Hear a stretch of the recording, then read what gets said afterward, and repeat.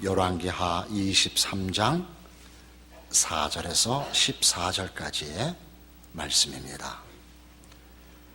왕이 대제사장 hil기야와 모든 부제사장들과 문을 지킨 자들에게 명령하여 바알과 아세라와 하늘의 일월 성신을 위하여 만든 모든 그릇들을 여호와의 성전에서 내다가 예루살렘 밭갓 기드론 밭에서 불사르고 그것들의 지혜를 베들로 가져가게 하고 옛적에 유다 왕들이 세워서 유다 모든 성읍과 예루살렘 주위의 산당들에게 분향하며 우상을 섬기게 한 제사장들을 폐하며 또 바알과 해와 달과 별대와 하늘의 모든 별에게 분향하는 자들을 폐하고 또 여호와의 성전에서 아세라 상을 내다가 예루살렘 밭갓 기드론 시내로 가져가 거기서 불사르고 빻아서 가루를 만들어 그 가루를 평민의 묘지에 뿌리고 또 여호와의 성전 가운데 남창의 집을 헐었으니 그곳은 여인의 아사라를 위하여 휘장을 짜는 처소였더라. 또 유다 각 성읍에서 모든 제사장을 불러오고 또 제사장이 분향하던 산당을 게바에서부터 브엘세바까지 더럽게 하고 또 성문의 상당들을 헐어버렸으니 이 산당들은 그 성읍의 지도자 여호수아의 대문 어기 곧 성문 왼쪽에 있었더라. 산당들의 제사장들은 예루살렘 여호와의 제단에 올라가지 못하고 다만 그의 형제 중에서 무교병을 먹을 뿐이었더라.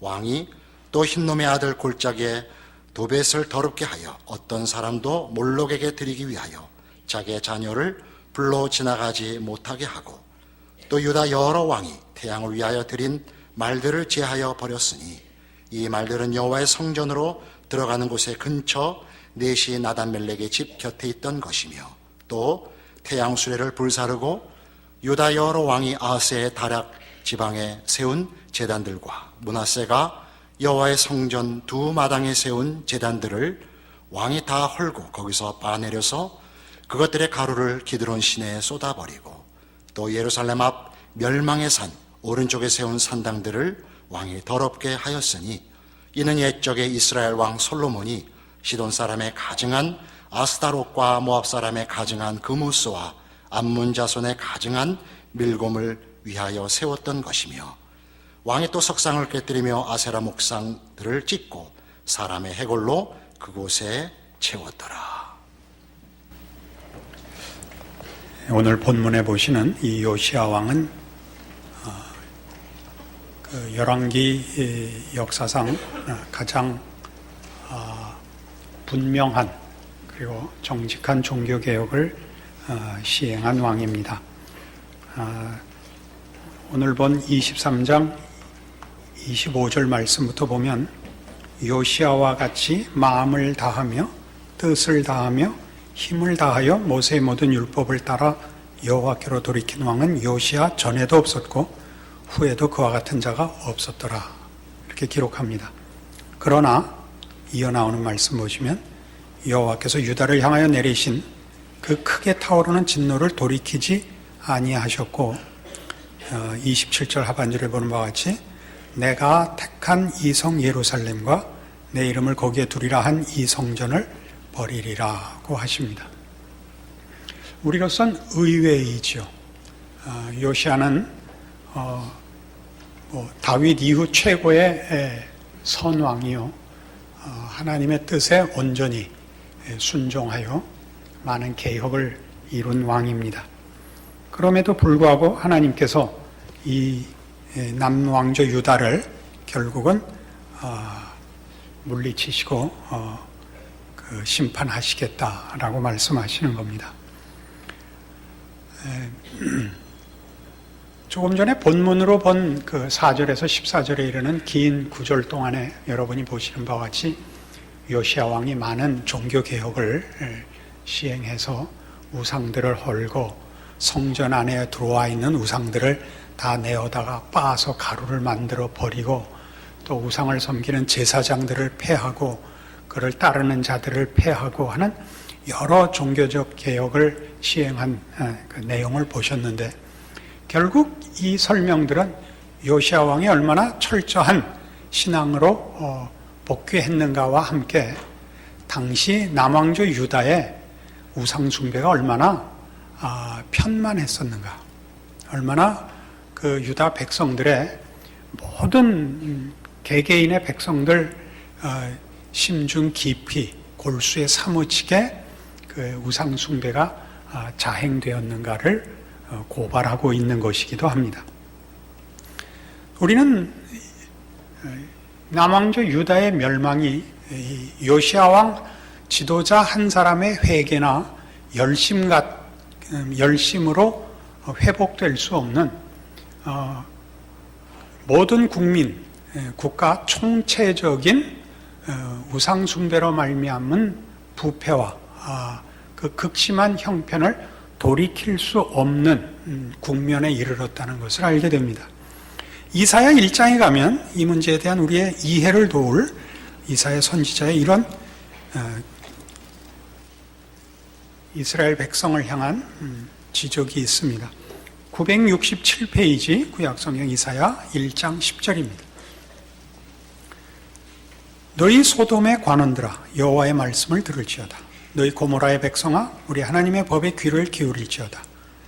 여호와께서 말씀하시되 너희의 무수한 재물이 내게 무엇이 유익하뇨? 나는 수량의 번제와 살찐 짐승의 기름에 배불렀고 나는 숫송아지나 어린 양이나 수염소의 피를 기뻐하지 아니하노라. 너희가 내 앞에 보이러 오니 이것을 누가 너희에게 요구하였느냐? 내 마당만 밟을 뿐이니라. 헛된 재물을 다시 가져오지 말라. 분양은 내가 가증히 여기는 바요.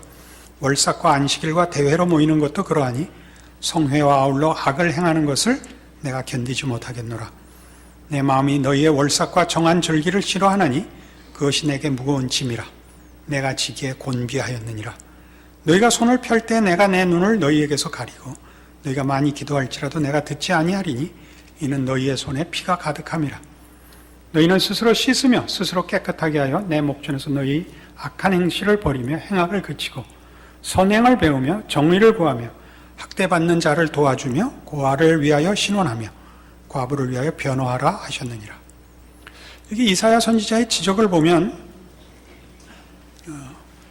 그 구약에 나타나는 모든 선지자들의 공통된 임무이고 지적이기도 한 이 지적이죠. 너희는 신앙을 개인 체험의 영역에 묶어두지 말고 그 신앙으로 사회적인 책임까지 져야 한다. 이것이 선지자들의 지적이요. 지금 이사야 선지자가 오늘 우리 보는 이사야 1장 10절에서 17절까지 한 내용입니다. 하나님을 섬기되 그것이 개인의 관계, 개인의 내면, 영성, 인격에만 국한될 것이 아니라 그것이 그 각 신앙인이 몸담고 사는 시공간 속에서, 그러니까 사회 속에서 실천되어야 한다 그겁니다. 이게 우리 지금 읽은 17절에서 보는 바와 같이 선행을 배우며 정의를 구하며 학대받는 자를 도와주며 고아를 위하여 신원하며 과부를 위하여 변호하라 이렇게 나옵니다. 이 대목은 만만치 않은 주제입니다. 너무 쉽게 사회 정의라는 것으로 모든 신앙의 무게중심을 옮기자 그렇게 얘기하면 안 됩니다. 개인이 가지는 신앙 고백과 그 개인의 고백이 그 개인의 자유로운 책임 있는 고백인 것 같이 그 개인이 살아야 하는 현실을 그 고백과 연결시켜야 한다. 그런 차원에서 사회적 책임을 가진다는 것이지 사회 앞에 하나의 권력으로 그러니까 정치적 힘으로 기독교 신앙을 강요하여 정의로운 사회를 만들자 하는 것을 지칭하는 것은 아닙니다. 지금 요시야 왕의 개혁 사건을 통해서 우리가 확인하는 바는 한 나라의 붕괴, 한 사회의 붕괴는 그 사회나 나라가 근거하는 근거와 기준의 어떠함과 밀접한 관계가 있다는 것이죠. 한 사회나 나라가 유지되려면 그 유지할 근거가 분명해야 되는 것입니다. 그것은 물질적이기보다 정신적인 것입니다. 그리고 우리 기독교 신앙으로 얘기하자면 그것은 하나님을 아는 지식이요, 하나님의 뜻을 따르는 믿음이라고 얘기할 수 있습니다. 그래서 우리가 기독교 신앙인이 사회적 책임이 직접적인 우리의 책임으로 연결될 수밖에 없는 이유가 됩니다. 이스라엘 백성들이 북왕조 이스라엘에 있어서나 남왕조 유다에 있어서나 우상을 섬기는 것이 하나님을 외면했다 하는 그 사실 하나로도 분명히 심판받을 조건이 됩니다만, 그것은 한 공동체, 사회나 국가라는 조직을 무너뜨리기에 충분한 이유가 된다, 그것이죠. 한 사회가 서 있으려면 건강한 기준과 근거가 있어야 되고 질서가 있어야 되며, 한 나라가 건강하기 위해서는 정신적인 밑받침이 없이 나라가 서 있을 수는 없습니다. 우리는 역사 속에서 이미 로마의 멸망이 밖으로부터의 위협이 아니라 로마 시민들 자체가 가졌던 너무 큰 영토와 여가 시간들에 의하여 저들의 정신 상태가 무력해진 데 첫 번째 이유가 있다는 역사학자들의 지적을 기억해야 합니다. 그래서 마찬가지로 이스라엘 백성들에게 있어나 마찬가지로 오늘 우리에게 있어서도 우리의 신앙이 개인적인 차원에서 하나님과의 관계를 분명하게 묶어놓는 것만큼 우리가 한 인간으로 살아야 하는 시공간 속에서, 즉 현실이라는 환경과 무대 속에서, 시대 속에서, 사회 속에서 요구되고 있는 성경적인 신앙적인 책임을 분명하게 알고 실천해야만 합니다. 지금 요시야 시대의 남왕조 유다가 멸망하는 데는 저들이 우상을 섬김으로 말미암아, 우상이란 다 자기 욕심을 채우는 수단으로밖에는 가치가 없는 존재들이죠. 그것은 그걸 우상을 섬기는 영혼에게 진리와 생명을 가져다 주지 않습니다. 하나의 개인의 영혼을 위해서나 그들이 몸담고 살고 있는 사회를 건강하게 지탱시킬 아무런 힘도 갖고 있지 못합니다. 자연히 나라는, 그 사회는 파멸하고 붕괴될 수밖에 없습니다. 오늘 우리의 현대, 우리가 살고 있는 현 시점을 우리가 확인해 보아서 우리의 책임은 어떤가? 요시야 왕 시대의 남왕조 유다의 삶의 상황과 우리와 어떤 관계성이 있는가? 우리의 책임은 이 역사를 봄으로써 어떤 교훈을 얻는가? 이렇게 이어갈 작정입니다. 우리가 살고 있는 현대 사회, 이제 다 세계화돼서 어느 나라나 별 차별 없이 비슷한 문화적 또는 정신적 배경 속에 노출되어 있고 또는 영향을 받고 있는 것이 현대입니다. 우리가 살고 있는 이 나라도 옛날같이 쇠국이나 이렇게 고립된 채 존재하지 않고 온 세상에 유행하고 있는 현 시대 정신 속에 노출되어 있고 영향받고 있습니다. 많은 현대성에 대한 많은 지적과 분석이 필요하지만 오늘은 가장 대표적인 것 두 개만 다뤄보려고 합니다. 우리가 살고 있는 시대가 어떤 영향 아래 있고 그래서 우리의 책임이 얼마나 큰가, 이것을 요시야와 그의 종교 개혁에도 불구하고 멸망할 수밖에 없었던 남왕조의 역사적 사건을 교훈적으로 돌아보면서 우리의 책임을 살펴보려고 하는 것입니다. 지금은 가장 세속성이 강한 시대입니다. 세속성이라는 것은 세상이 보이는 것으로 우리의 관심과 목적을 끌어당기는 그런 경향을 말합니다. 그런 세력이지요. 길게는 한 개인이 태어나서 죽을 때까지가 가장 중요하다고 우리를 위협하는 정신이고, 짧게는 매일매일의 삶 속에서 지금, 여기라는 순간성을 강조하는 정신입니다. 이 정신이 얼마나 강한지 우리는 목적을 이 세속성 때문에 놓치고 있다는 걸 느끼지 못합니다. 지금이 가장 시급하고 가장 중요한 때라서 영원한 방향을 어디로 잡아야 하고 그 목적을 향하여 하루하루를 쌓아나가야 한다는 것이 그냥 생각에서 없어져 버렸습니다. 목적과 의미가 상실되면 그 인생은 공허해집니다. 우리 잘 알듯이 그렇습니다. 그 어느 때보다 재미있는 일이 많은 시대인데 그 어느 때보다 삶은 가벼워졌습니다. 우리가 이 목적과 의미를 상실해서 공허해지면 우리 인생이 공허해지는 것으로 끝나는 것이 아니라 의미를 공허하게 만드는 것을 즐기게 됩니다. 우리나라에만 있는 현상이 아니라 이미 미국의 저명한 학자가 미국 사회를 연구하고 내어놓은 그 분석에 의하면 가장 큰 현대성의 그 세속성을 보여주는 것이 토크쇼라는 거죠.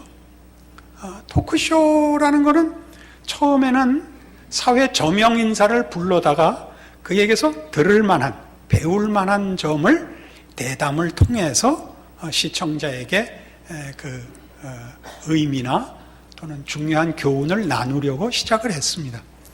그러나 곧 토크쇼는 재담이 되고 말았죠. 그리고 모두 나와 낄낄거리기 시작을 했습니다. 그래서 우리도 TV에 여러 프로가 있습니다. 다 낄낄거리는 겁니다. 아주 재미있고 그리고 아주 한심합니다. 잘 생각해 보십시오. 거기에는 누가 나와도 그 존재와 그 한 존재의 인생 같이 나누는 내용 속에 진지할 구석이 없습니다. 진지할 여유를 주지 않습니다. 다 가볍고 쉽자고만 합니다. 누가 나와도 똑같습니다. 큰 손해를 보고 있다는 것 기억해야 합니다. 우린 진지함을 잃고 있습니다. 또 하나 있습니다. 또 하나 우리가 살고 있는 현대성에 우리가 꼭 기억하고 넘어갈, 분석해서 확인해야 할 문제 있는 정신은 실용주의입니다. 모든 것은 다 의미의 문제가 아니고 화폐 가치의 문제가 되고 말았습니다. 사실 도덕이나 성품, 인격 같은 것은 돈으로 환산할 수 없는 가치들임에도 불구하고 지금 뭐든지 다 돈입니다. 그러자 뭐만 남았느냐 하면 운이 좋은 사람과 운이 나쁜 사람으로 모든 사람은 이분화되었습니다. 성공한 사람은 운이 좋은 사람이고 성공하지 못한 사람은 운이 없는 사람이지 저 사람이 어떻게 노력했고 저 사람이 어떻게 성실했는가는 따지질 않게 됐습니다. 그러니까 다시 말하면 성공 못한 사람은 순진한 바보고 성공한 사람들은 교활한 사람이 됐죠. 성실이란 말을 갖다 붙일 수가 없게 됐습니다. 그래서 우리는 진지함과 성실함이라는 것을 빼앗기고 사는 시대에 우리가 속해 있습니다. 아마 그래서 그럴 겁니다. 기독교는 그 무엇보다도 진지함과 성실함이라는 것이 토대가 되는 데입니다. 하나님이 누구시냐로부터만 출발할 수 있습니다.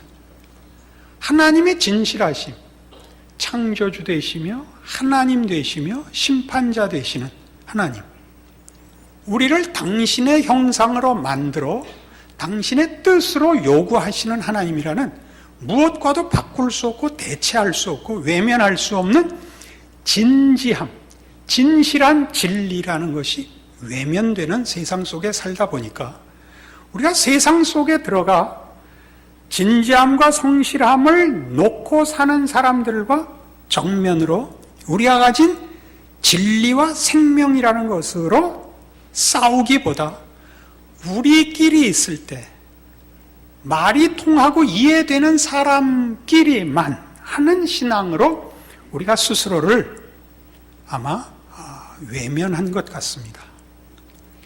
그래서 한국 교회는 세계 교회사에 그 기록될 만한 부흥과 큰 성공을 거두었음에도 불구하고 사회적인 영향력과 책임에서는 대단히 미흡하다고 얘기할 수밖에 없습니다.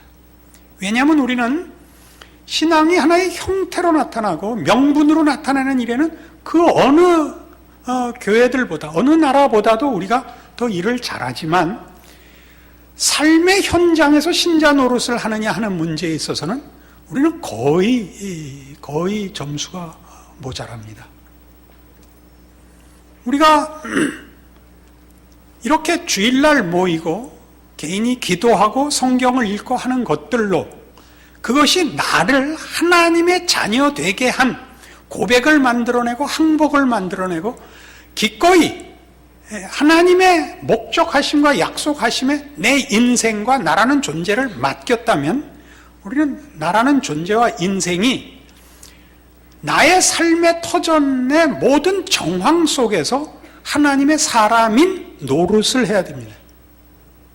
그 노릇을 우리는 하나의 기독교적 임무라는 어떤 형태가 되기를 원합니다. 여러 번 이 예를 들지만 신우회를 만드는 식입니다.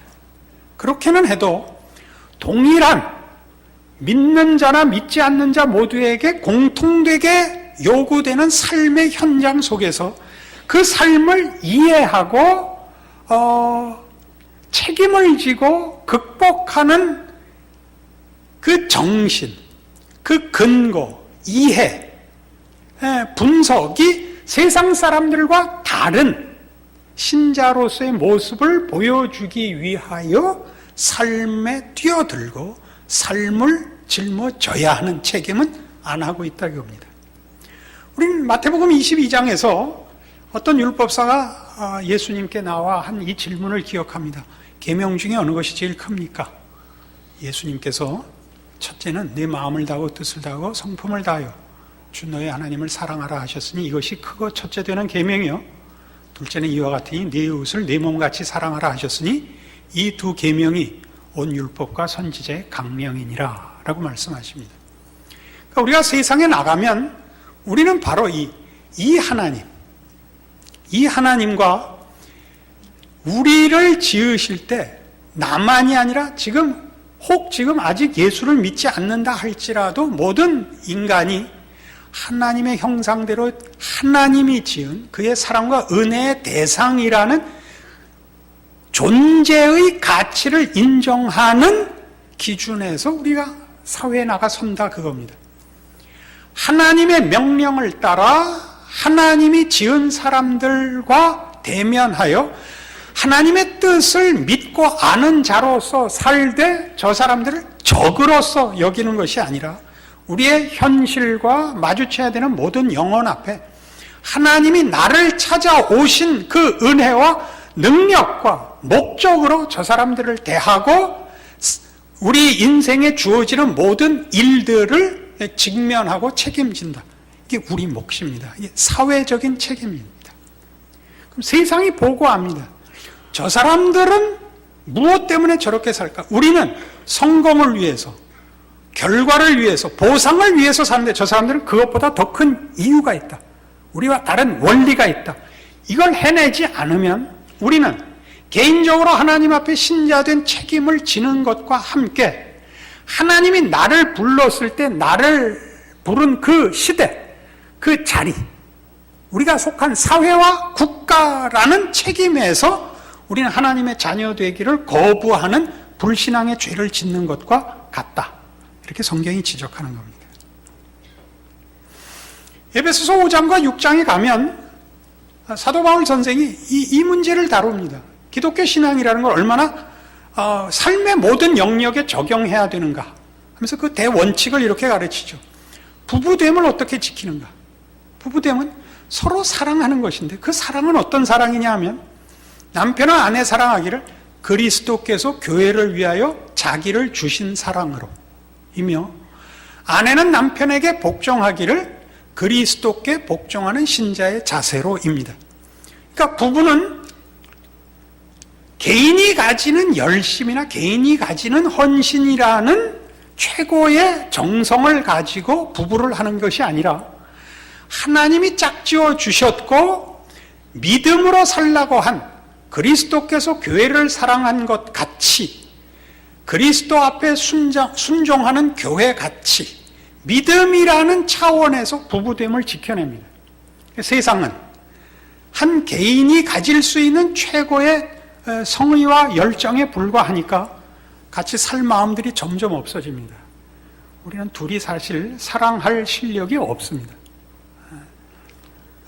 어쩌다 사랑하는 마음이 생기기도 하지만 아닌 때가 더 많고 왜 같이 살까까지 생각이 드는 것이 우리의 실력이니까 우리의 힘으로는 버텨내지 못합니다. 점점 결혼들을 안 하죠. 애는 물론 안 낳고 이걸 뭐 다 싸잡아서 뭐라 그러자는 것이 아닙니다. 어디에 우리의 정신을 사실은 잠식당하고 있는가 보십시오. 실용적인 문제죠. 애 기르는 거 보통 힘든 것이 아닙니다. 부부 생활하는 거 보통 힘든 것이 아닙니다. 혼자 살면 제일 편안합니다. 여러분들이 다 경험하시는 일입니다. 그러나 그거를 우리는 어떻게 가정을 지킨다고요? 우리 믿음으로 지킵니다. 하나님이 그렇게 하라고 했으니 하나님이 좋은 결과를 주실 것이라고 믿고 오늘 우리에게 벅찬 짐을 집니다. 그것은 부모와 자식 간에도 요구되고 있습니다. 부모를 왜 공경해야 되느냐? 부모는 하나님의 대리자라는 것입니다. 부모가 부모답지 못한 사람 물론 많이 있습니다. 그러나 기본으로 그렇습니다. 부모를 공경하라는 10계명에도 들어있는 것입니다. 자식은 사랑해야 됩니다. 투자하시지 말고. 자식에게서 어떤 보상을 받으려고 하시지 말고 사랑하십시오. 신앙입니다. 그러니까 세상과 우리가 함께 살면서 볼 때 어떻게 저들 부부는 그 삶을 이겨내는가? 어떻게 자녀와 부모가 그 관계를 유지하는가? 저들과 다르죠. 해달라는 거 다 해주고 뭐 깜짝 이벤트를 하고 이렇게 해서 하루하루를 떠넘기는 것이 아니라 저 사람들이 가진 근거는 우리와 다르다. 그 살아가는 힘은 어디인가 우리와 다른 데서 생긴다. 이게 사회적 책임이라니까요. 상전과 종의 관계도 얘기하고 있습니다. 상전을 주님을 모시듯이 모시랍니다. 그렇게 나가서 회사 생활하십시오. 회사 생활이 쉽지 않다는 거 저도 압니다. 우리의 삶에 쉬운 것은 없습니다. 우리가 지금 전부 신앙생활을 어떻게 하느냐 하면 그러니까 가능한 한 사회적 책임들, 삶의 현장에서 우리가 도망가서는 안 되는 자리매김해야 되는 책임들에서 도망와서 보다 쉬운 것들, 주문을 외우고 말이 통하는 사람들끼리 서로 격려하고 위로하는 우리끼리 끌어안고 울고 마는 일로 다 도망온 것 같은 느낌이 듭니다. 이러면 우리가 몸담은 사회가 붕괴합니다. 우리가 이 나라와 이 사회를 꼭 승리케 하고 성공케 해야 되는 정치적인 책임을 갖고 있지 않습니다. 그러나 신앙적인 책임을 가집니다. 우리가 몸담은 사회에 정의를 구현해야 합니다. 우리 한 사람이 자기가 처한 삶의 현장에서 정의를 구현하고 있을 때 정의는 하수같이 흐를 것입니다. 소돔 고모라에게 의인 10명 있느냐 물으시는 것이 마지막 심판을 위한 하나님의 마지막 조건이었습니다. 그렇지 않습니까? 한 사회를 살려낼 수 있고 한 나라를 살려낼 수 있는 것은 그런 의미에서 기독교인 뿐입니다. 물론 동양적 도덕들도 가치 있는 것들이 많이 있습니다. 그러나 우리는 그 폐해를 또 많이 봤습니다. 조선시대에 그 유교가 가졌던 경직성을 우리 실컷 봤습니다. 선비가 가지는 그 고고함과 함께 그 오만함도 보았습니다. 기독교 신앙이 가지는 윤리와 도덕을 대신할 수 있는 건 세상에 없습니다. 최고의 도덕이요, 최고의 윤리며 그것은 사랑입니다. 그 책임은 우리에게 있습니다. 그것은 한 개인뿐만 아니라 그 개인이 몸담은 사회를 위한 나라를 위한, 그 시대를 위한, 세상을 위한 하나님의 부르심이기도 합니다. 이 책임을 져야 합니다. 우리는 마태복음 5장에서 이런 중요한 명령을 받고 있는데 오늘 우리가 생각한 이 맥락에서 이 내용이 분명해집니다. 마태복음 5장 14절입니다. 너희는 세상의 빛이라. 산 위에 있는 동네가 숨겨지지 못할 것이요 사람이 등불을 켜서 말 아래 두지 아니하고 등경 위에 두나니 이러므로 집안 모든 사람에게 비치느니라. 이같이 너희 빛이 사람 앞에 비치게 하여 그들로 너희 착한 행실을 보고 하늘에 계신 너희 아버지께 영광을 돌리게 하라. 빛의 사명은 뭐라고 되어 있습니까? 사람 앞에 비춰서 사람들로 하여금 너희 착한 행실을 보게 하라. 너희 실용성을 보게 하라가 아닙니다. 그죠? 너희의 무슨 유흥성을 보라는 것이 아니라 착한 행실이라고 표현된 이 말이 갖는 그 깊이와 크기를 아시기 바랍니다. 진리와 생명, 하나님이 우리에게 주신 것입니다. 나누어야 합니다. 비추어야 합니다. 산 위에 있는 동네가 숨기지 못합니다. 빛을 사람이 등불을 켜서 대박 속에 덮어놓을 리가 없습니다. 말 위에 두지 아니하고 등경 위에 둡니다. 이렇게 크게 얘기할 수 있는지 모르겠습니다만 한국 기독교는 세상에 빛이 되지는 않고 있습니다. 언젠가 예를 들었던 대로 가로등길이 모여 있는 것 같습니다. 띄엄띄엄 한 50m 간격으로 25m 간격인가요? 그렇게 서 있으셔야 됩니다. 여러분들이 돌아가 내일부터 시작될 사회생활 속에서 여러분들의 직장, 여러분들이 살고 있는 삶의 터전에서 만나야 하는 이웃들 앞에서 여러분들은 신자여야 합니다. 하나님이 누구신가를 알고 하나님이 우리에게 어떤 분인가를 아는 근거와 기준 위에서 여러분들의 삶을 기독교 신앙의 윤리와 질서 위에서 그 짐을 지십시오. 그 책임을 외면하지 마십시오. 하나님이 여러분과 함께 하사 여러분의 생애를 통하여 하나님 영광 받으시며 이 사회와 시대 앞에 은혜를 베푸실 것입니다. 기도하십시다. 하나님 아버지 은혜를 감사합니다. 우리의 삶의 무게와 중요성을 확인합니다. 내가 믿고 고백하는 하나님이 이 시대와 우리가 몸담은 사회를 하나님의 나라로 부르고 있습니다. 우리의 빛된 사명과 소금된 책임을 감당함으로 하나님께서 우리와 우리의 생애를 통하여 이루시는 일과 나누시는 일과 받으시는 영광이 넘쳐나는 우리의 생애가 되기를 소원합니다. 우리의 눈을 밝히시고 오늘 말씀을 근거로 하여 더 많이 엎드려 기도하고 순종하게 하여 주시옵소서. 예수님 이름으로 기도합니다. 아멘.